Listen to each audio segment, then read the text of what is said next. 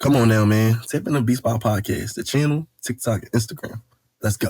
What's up, everybody? It's Bspotpodcast, man. I got my man Struggle 5 in the building. That's not my name, baby. My name 5, bro. Bro, come on, bro. We talk about the brand, bro. We ain't talking about, you say, we ain't on the block. We on camera. My bad. My fault, yo. You know, I mean, tripping. Say dumb, please. But, tell them a little bit about yourself, bro. My name is Samir. I'm from Philadelphia. Like, as you can see right now, like, we're in the factory in Egypt. And I always, like, love to play basketball, be an entrepreneur, and I just love, helping out my people. So that's just, like, pretty much the things that make me who I am. Basketball, helping out my people, and, just being an entrepreneur. You know, I was around Struggle 5. Well, I keep saying Struggle 5 because that's my man's brand. Yeah. His name for real is, we call him 5. You feel me? But at the end of the day, I seen him start from scratch, from when he started and how he went about it. Like, he ain't start off with just, not an idea. He always shout out ideas. Like, it's one thing about 5. He always good with having an idea. And that's something that stuck with him for life, I see. So, bro, I was going to ask. So, could you tell them a little bit about how when you first started Struggle 5? All right, so I first started Struggle 5 when I was 15, because when I was 13, I wanted to start a brand, and I didn't know how to start one. Yeah. So I always give, credit to a guy named Quan. He got Beyond Blessed. Yeah. Me and him had the same fruits. So, I like growing up, he was like, like my motivation for like, wanting to sell clothes and stuff like that. So it took me about like 2 years to figure out like the branding and all that type of stuff. And then when I was 15, I made my logo because my stepmom asked me like, what's the most important things to me? And it was struggle, and it was like my 5 brothers and sisters that I struggle with. Okay. So once I, put those two things together, and I also had to figure out how did they relate to other people.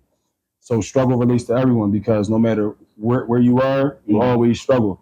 Like mentally, financially, emotionally, you always struggle. And my siblings, they mean the world to me. But also like my homies and also like my block. Could you expand on like on like when you speak on the meaning of it? Because I know that over time it changed for you. Right.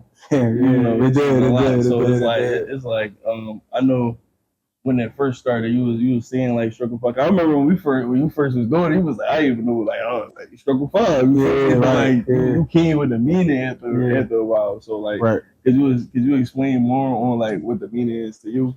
So like basically what Struggle 5 means to me is like you just keep climbing. Like, like and 5 is like your family. You always gonna have some type of family, whether if it's blood or not. So you just gotta keep grinding and some days you're gonna struggle, and and some days you're gonna get help from your 5. That might be your family. But some days your 5 might be the reason you struggle. So it's like, you gotta really just keep going. Like, so what basically Struggle 5 is to me, it just represents just strength and just keep grinding. Like do no matter what, honestly.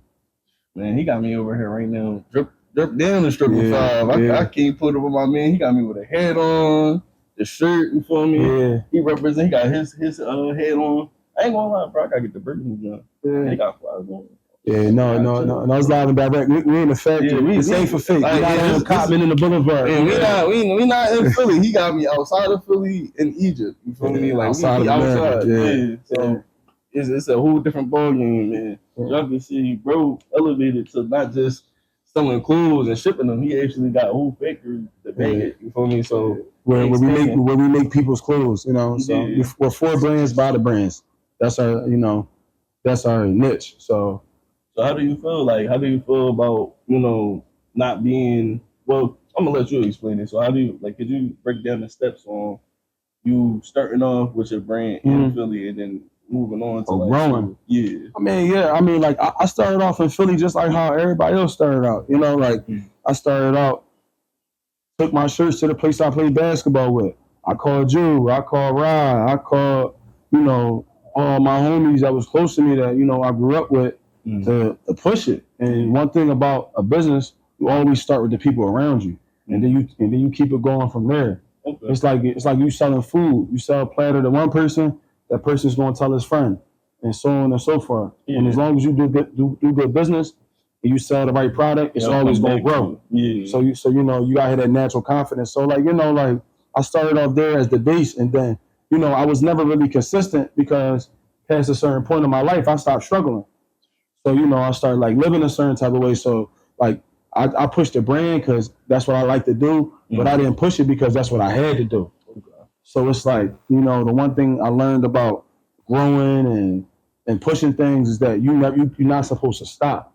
So even when I moved out of certain environments of Philly, I always pushed my brand wherever I was. Whether if I lived in Miami for a year or two, whether if I was in the suburbs or wherever I was at, I always kept pushing my name and my brand with it. Yeah. So it's like throughout that, I was able to grow in different places. Yeah, I stayed consistent even if I really wasn't consistent. So I was going to hit you with that too, but I'm gonna listen. I know, because a lot of y'all got on me for not being consistent throughout the years, but I always stayed like kind of like relevant because I always was consistent, like in some form. So like, and then when I got to Egypt, I kept it the same way. I just grew naturally.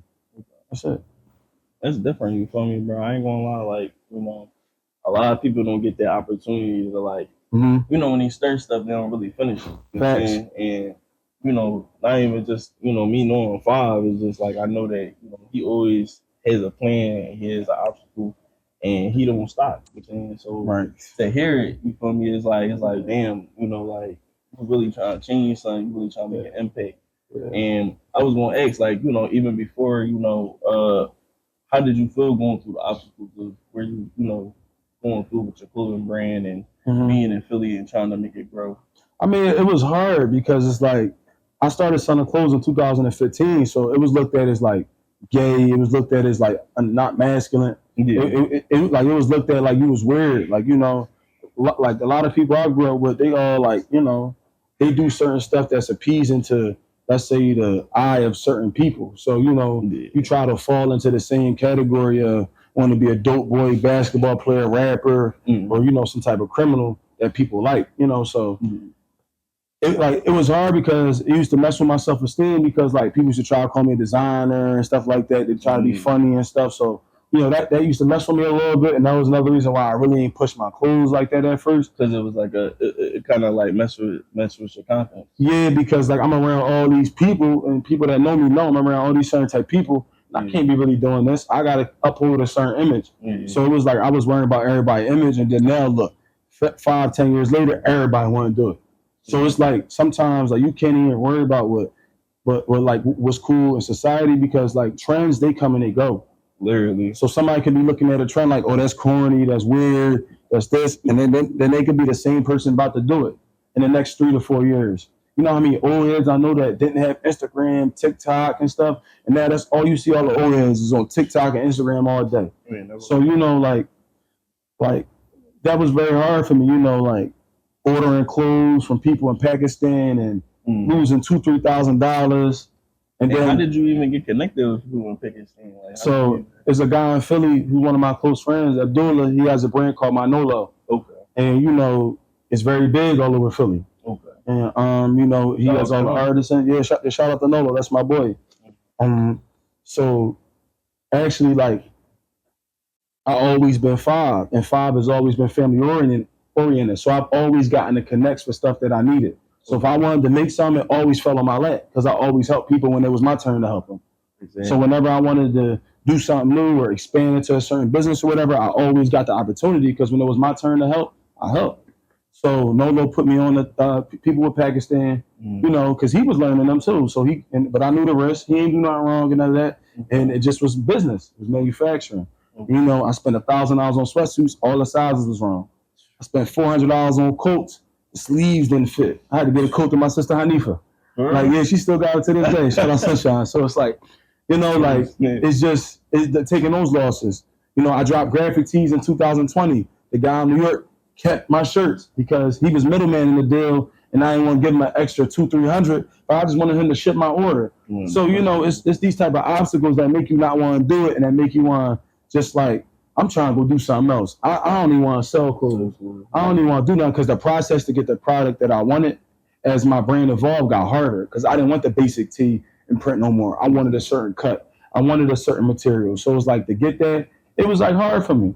It was like different. Yeah, and then I'm dealing with graphic designers in Philly that's charging me $1,000 for orders. That's well known, and that's like trying to rip me off because they know I might got a certain name or I'm connected to certain people. So it's like you're dealing with the politics and everything. It just will make you like, you know what, I didn't want to do it. So that's why I took a break of selling clothes for like a long time because I just had to find myself, find my niche, and sell the product that I was comfortable with putting my name on.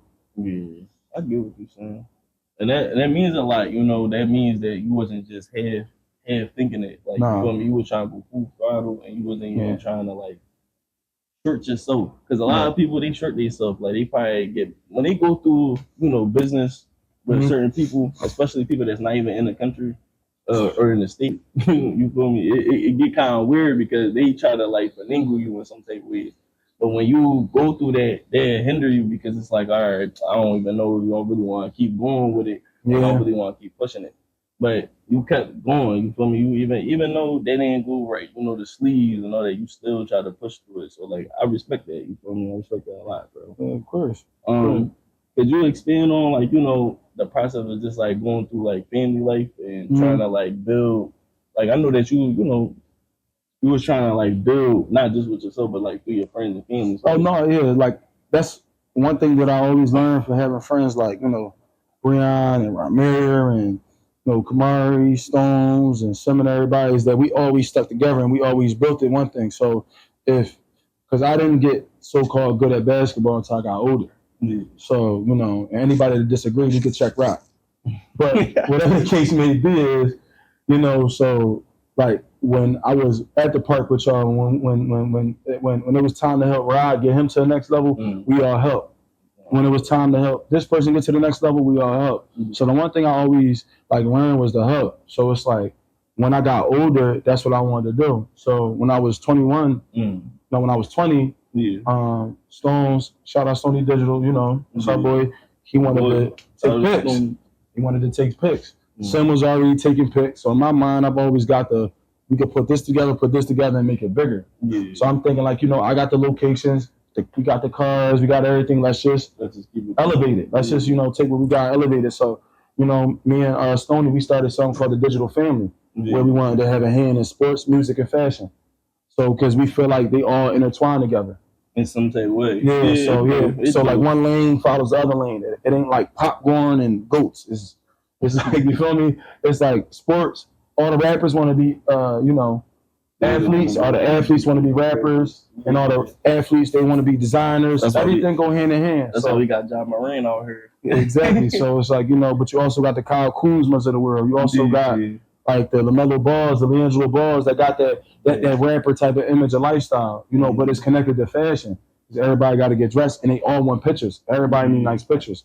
So, we had hopped into like, the music like business in Philly, helping people, trying to, just help them with our fashion connects and, with our music connects and our sports connects. Because when you're trying to market a product, you don't market it like begging somebody to buy it. Because one thing my dad always taught me was ain't nobody gonna help somebody that look like they need help. That always stuck with me. So when you trying to sell something, you gotta it has to be organic. But it could be marketed, but it gotta be organic marketing. Or authentic. Yeah, but like just organic means just natural. Okay. Yeah, authentic is like yourself. Organic is like you just gotta be natural. You see what I'm saying? So it just gotta be like natural marketing. So where like let's say I know 5-6 Division I athletes. If my friend make music, I'm gonna have all them post a reel to his song that we all try and push. That's right. Like if I know 5-6 girls that's beautiful in Philly, New York, the women run this shit. No, that's for real. You got an artist, you play a song on the sound like it's natural. You're not begging nobody to listen to it. And if the song is nice, that's why you get behind something with legs on it. And then it just automatically flows. Yeah. So, that's just what we try to do with the sports music and fashion stuff. I helped a couple rappers in Philly. Shout out to y'all, the ones that know, they know. And, and shout out to Sim, because Sim is the reason why, we picked up a camera. I helped my brother pick up a camera, help change his whole style. You know, and it helped change mine too. It helped me find myself, find what I like. It helped you like grow. Yeah, exactly. Okay. Because I wasn't just making clothes just to make clothes for a long time. When I started taking pics, I started to really look into what I like to wear, and it helped me evolve. You know, so yeah. Okay. Well, I was going to ask, right? Could you speak on like the process of even going through the process of trying to get clothes? Like finding like a sturdy like favorite company or like somebody that you can actually go to. The process is hard. The clothes is about who you know, who you trust. Okay. Because like you can know somebody good, and then that one thing, they mess it up. So you really have to have a deep trust of people. Okay. You know, you really got to be like, all right, do this way, this way, this way, and you got to trust that they're not gonna scam you. Yeah. Well, see, that's why I started Crowley Garments, because like I'm for brands by the brands. Okay. Like I'm a clothing brand. I go through what y'all go through. Okay. Instead of charging somebody $200-300 for a sample, we're gonna charge them shipping and just let them pay for the sample. See, these people in China and Pakistan, obviously a lot of people need the money, but a lot of these factories are greedy. And they don't want to like be able to give people the benefit of the doubt. So a lot of people in inner cities that starting brands, it's harder for them because who got $500 for a sample? That might be somebody weeks of work, and they trying to make clothes. Versus my samples is with the shipping costs and the garment. I ain't gonna lie, he ain't lying. You know, this favorite a little too good. Yeah. So and we made this shirt right here. We made these pants. Yeah. I made everything I got on besides my shoes. I ain't gonna lie. Oh, you made the pants too? Yeah, we made the pants. We made everything in here. See, bro, they snapping. Yeah, shout out to Ahmed. You know, Ahmed don't like getting on camera. Yeah, like, oh yeah, bro. Bro ain't want out on camera and all that. I don't know what's up. So but, you know, he's still. You mean he pushing a cooler brand. That's his shirt right there. Yeah. So tap in. What's called? Sankara. So, yeah. So and we're launching blank soon. It's called Cairo 5 Blanks. Me and my partner Ahmed. So we're launching blank soon. So we're trying to change the dynamic of the fashion world by, you know, making fashion more accessible for everybody. Because for too long, fashion is not accessible for people that are in these small communities that want to start a brand, that want to get out there. Only the people that can start brands now and do it the right way is people that have access to a lot of money. Mm-hmm. Everybody doesn't have access to a lot of money. So, you know, right now, we're like, a lot of people don't. Yeah, they don't. Like $500 for a blank, for a sample, and to wait a month for it is crazy. Like, so right now, you know, I'm just trying to change the dynamic of that and give people, you know, a solution that makes sense for them. So right now, we're launching Cairo 5 Blanks, and we're going to be like having blanks that's going to be available at your local screen print shop in Philly, ones in Jersey, so that way you don't have to wait on 2 to 3 weeks for shipping or a week for shipping. You can go get 100% Egyptian cotton, nice streetwear quality at a screen print shop for an affordable price. Yeah. So not only am I making clothes, I'm trying to change the landscape of clothes. Because I like making clothes, but I really like wearing people clothes that created it. I like wearing my no love. So that's what makes you a jewelry selling clothes? Yeah, because I like to see other people's clothes and quality. Okay. The only thing I'm not really liking is shoes. I like my shoes. I like my Bapes. I like the stuff that I like. You feel me? Yeah, because I respect that, bro. But like I like wearing my sister Nadia stuff. Like, you know, like I like being the fact that she started selling clothes because she saw her brother do it. I like that. That make me feel good, you know. So like, do you put do you push your siblings to do the same type of feel or different lane? No, I always like in terms of family and business, I always push my family to do whatever it is that they want to do, but I try to get them to do something in a place where I got access. Okay. Because then I could really get behind it. Yeah. Like, you know, I can't really get behind something I don't really have no connections at. So like I always try to get my family into some, like, you know, like, because my brother Jabril, he played basketball for a long time and we played together. So when he was looking for something to do, he hopped into what we was doing. You remember? Yeah, because it was safe. To the taking pictures. Exactly. You know, because of Stoney and Sam, and they helped them. Yeah. Then he had his friend Nate that helped them. Yeah. But to get that flavor and all that, we helped them get right. Because y'all helped me get my flavor. So, you know, I got to get credit. We all helped each other. We did to a certain extent. Yeah, we watched each other. And I really push for that because a lot of people don't push for teamwork. You know, a team really helps a brand or anything grow, especially if a person already put the time and effort in. Everybody don't really put the time and effort in, so sometimes it really can hold you or push you back. So everybody can't fall in place at the right time. if everybody really sit back and really just like you see how bro just sit here and told y'all how much time he put into just pushing the brand or pushing what he want out of life, not even out of life, bro. He want to see everybody win. So you have to have a plan, you gotta focus, and you gotta have a team. Yeah. A team is most important. That's the one thing I learned. Like you can't get nowhere if your people weak. Yeah. Like if your gates are weak, like if you got a house and your perimeter is weak, anybody can come inside your house. So that was always my mindset. Like, let me make sure my homie is connected and powerful. Let me make sure this nigga connected and powerful. Let me make sure he got money. Let me make sure he can take care of himself. Because if you help, the more people you help take care of yourself, the more powerful and connected you're gonna be. So I was gonna ask, so like, how did you feel about when you did take that next step to come out here? Like, how was that process? I mean, that was hard. I mean, like, like I'm grateful to have a father that wanted me to be out of Philadelphia because, like, without him, I would have never even came here. Okay. So, my dad wanted me to see the world. He wanted me to, get closer to my religion. He wanted me to just get out of a toxic environment of Philadelphia. So when he knew if he dropped me here, everybody will follow. My friends, my family, because that's just the type of person I am. Because I'm gonna leave the ground for my people. That's just, that's just in my blood. Because you care deeply about the next person just as much as you feel like they should. Yeah, because in Islam it says you want for your brother what you want for yourself, and I hold that closely to my heart. So do you feel like you got closer to the Quran, like since you've been out of Philly? Yes. More and like if you talk about like how they've been for you. So like I've definitely been closer to like my religion because like you just around real life. Yeah. Like you stuff in America could be so fake. It's like, everybody faking it. It's like people could fake it everywhere, but you can go to some places here and see people really living in some hard conditions, and they really make you feel like going back to struggle 5. Was my struggle really that hard? No, for real. So then when I came to Egypt, I really realized there's levels of struggle. There's levels to poverty. No, there's levels to it. But also they got the 5, they got their family. So even if they struggling, they all together. They all feeding together. Poor people feed people during the month of Ramadan. You got poor people going out in the streets and feeding fasting Muslims, strangers, Christians, whatever. They're just feeding people. So it's like, coming to Egypt really brought my heart down. Because, I lived a certain type of lifestyle. So you would say it kind of like humbled you? Yeah, it did. Okay. Yeah, it did. Because I lived a certain type of lifestyle after a certain age. So it had me feeling a certain type of way. Coming from the trenches, coming from the hood, coming from the ghetto. They always ask us why we have a certain attitude and why we carry ourselves a certain way. But we come from nothing. And in our mind, once we get that something, it just feel, the feeling, it's a high feeling. You just want to pull up to your old neighborhood. You want to talk to the girls that you went to school with and who didn't look at you. Mm-hmm. You want to drive past that person that probably threw a meatball sandwich at you and you had to get jumped.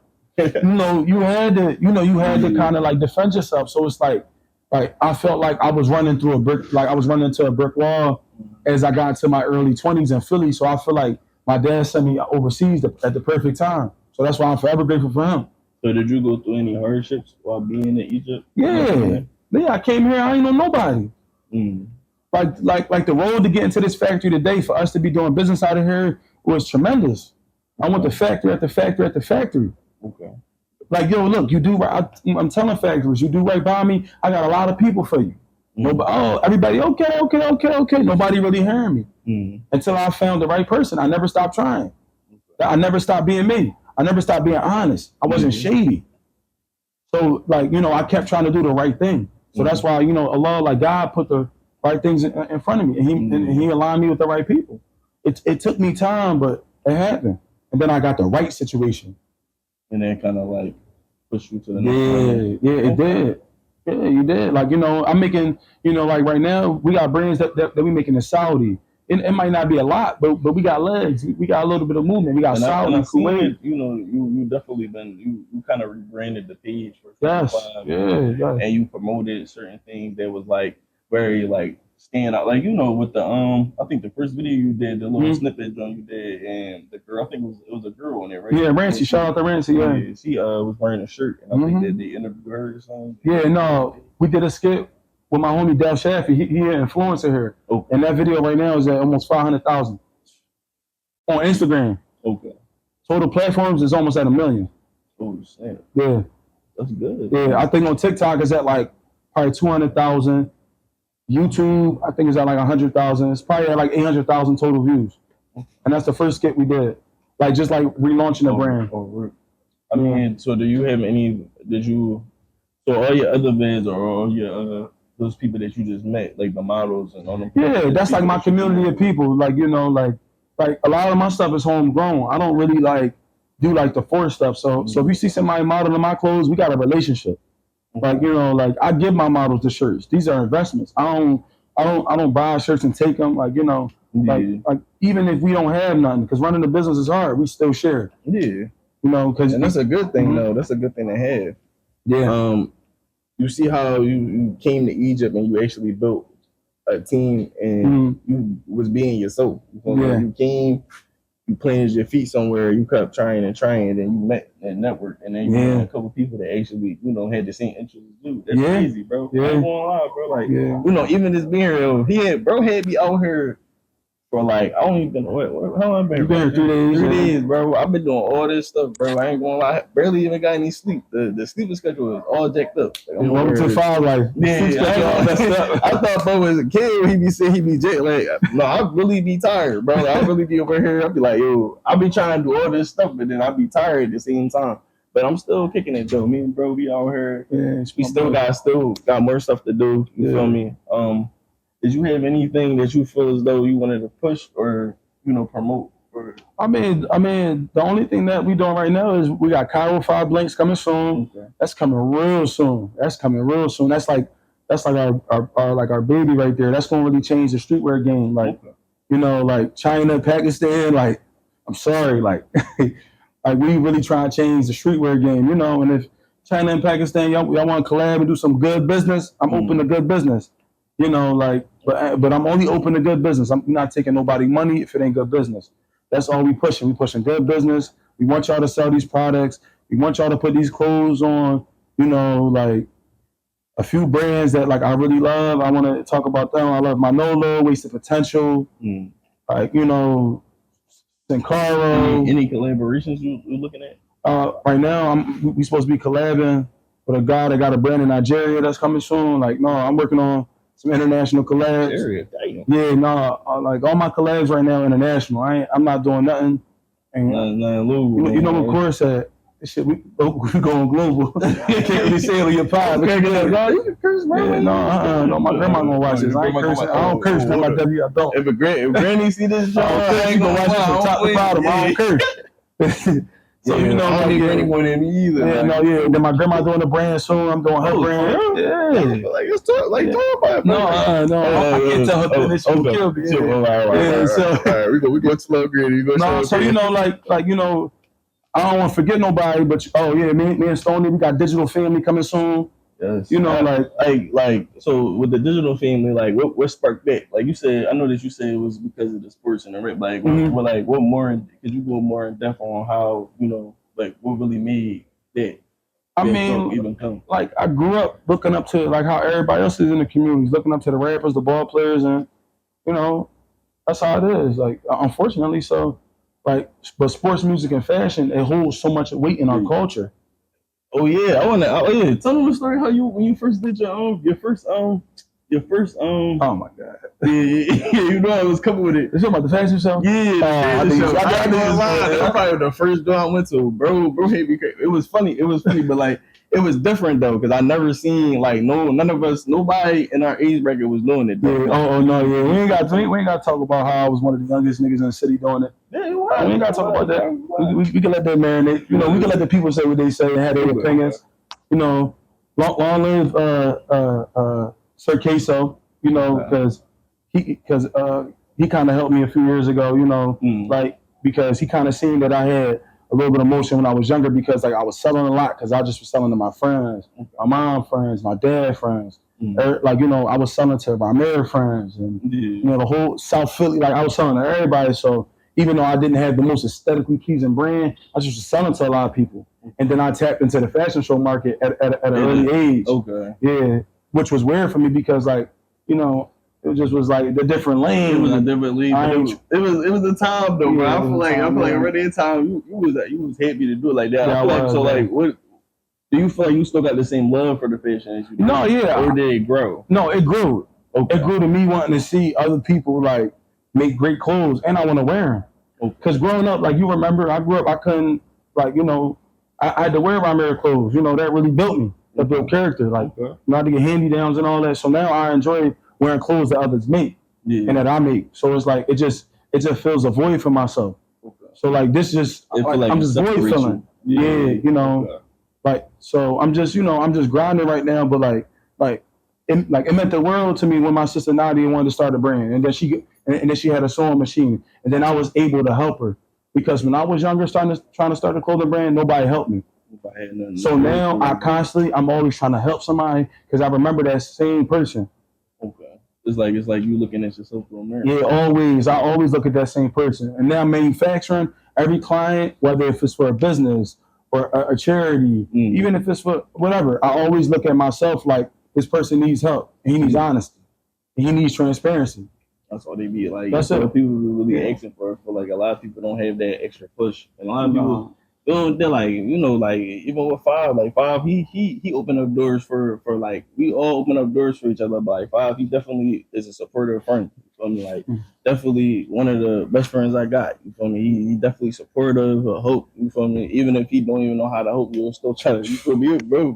I scratched through my phone book, bro. Anybody that know me, anybody that got an interaction with me, anybody that knows me has benefited off me in some way. Not to say I haven't benefited, but they have benefited off of me because I make sure. It's not because I'm arrogant. It's not because I'm the boss. It's because when somebody's around me, I try to help. So I know if you've never been around me, if I've never tried to help. That's facts. You've never been around me if I've never tried to help. Anybody. I can make that. That definitely is true. That's something that bro always been like. That's just how people are. You feel me? But that's something that I know for sure that bro is definitely about. He's definitely with working and networking. So it's never been a time. I've been around bro my whole entire life. Bro always been trying to like push and trying to make everything make sense and grow. Like he not with the placent or stagnant or trying to sit around. He definitely trying to keep going. So like you feel me?